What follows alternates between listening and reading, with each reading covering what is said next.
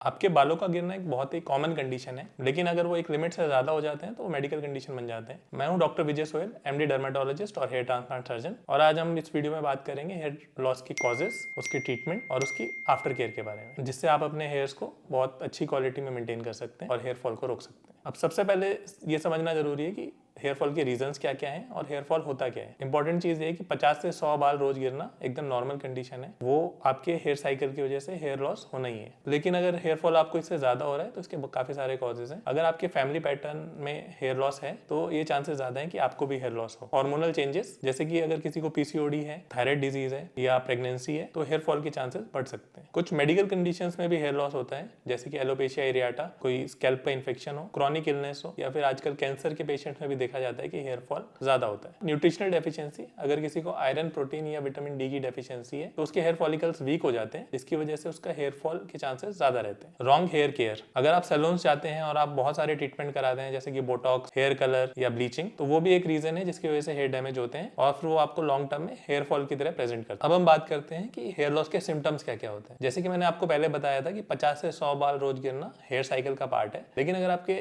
Hair fall ज्यादा हो रहा है तो आपको कैसे प्रेजेंट करेंगे। सबसे पहले तो आपको विजिबल हेयर लॉस होगा वॉश करते हुए या कॉम करते हुए। दूसरा, जब आप बेड से उठते हैं तो आपके तकिए पे, आपके बिस्तर पे आपको बाल दिख सकते हैं। तीसरा, अगर आपको बॉल्ड पैचेस दिख रहे हैं अपने हेयर पे। चौथा, अगर आपको हेयर लाइन आपकी रिसीड हो रही है और आपकी हेयर लाइन पीछे जा रही है, या फिर अगर आपकी हेयर ग्रोथ कम हो गई है पहले से और आपको अपने कटिंग के लिए जाने के लिए थोड़ा टाइम ज्यादा लग रहा है, तो वो भी एक रीजन है। अब जबकि हमने सिम्टम्स डिस्कस कर लिए हैं तो हम चलते हैं ट्रीटमेंट के बारे में। और यहाँ पे एज अ डर्मेटोलॉजिस्ट मैं आपको सिर्फ वही ट्रीटमेंट बताऊंगा जो साइंटिफिकली टेस्टेड है, रिसर्च्ड है, और उसके अलावा उसके साइड इफेक्ट्स और रिजल्ट्स अच्छे तरह से डॉक्यूमेंटेड है। तो इसमें सबसे पहला ट्रीटमेंट ऑप्शन होता है जो बहुत कॉमन है, वो है मिनॉक्सिडिल थेरेपी। इसमें हम ओरल और टॉपिकल दोनों टाइप से मिनॉक्सिडिल देते हैं, जिससे कि आपका जो ब्लड सप्लाई है हेयर फॉलिकल तो वो इंप्रूव होता है और आपका न्यूट्रिशन जो हेयर फॉलिकल का है वो बेटर होता है, जिससे हेयर फॉल कम हो जाए। दूसरा ट्रीटमेंट ऑप्शन है इसमें डीएचटी ब्लॉकर, क्योंकि जो आपका मेनली हेयर लॉस हो रहा है मेल पैटर्न हेयर लॉस में, वो डीएचटी रिसेप्टर की वजह से होता है। तो डीएचटी ब्लॉकर उसको ब्लॉक करके आपका हेयर फॉल कम करता है। तीसरा ट्रीटमेंट ऑप्शन है इसमें पीआरपी थेरेपी, जो कि प्लेटलेट रिच प्लाज्मा होता है, जो आपके ब्लड से हम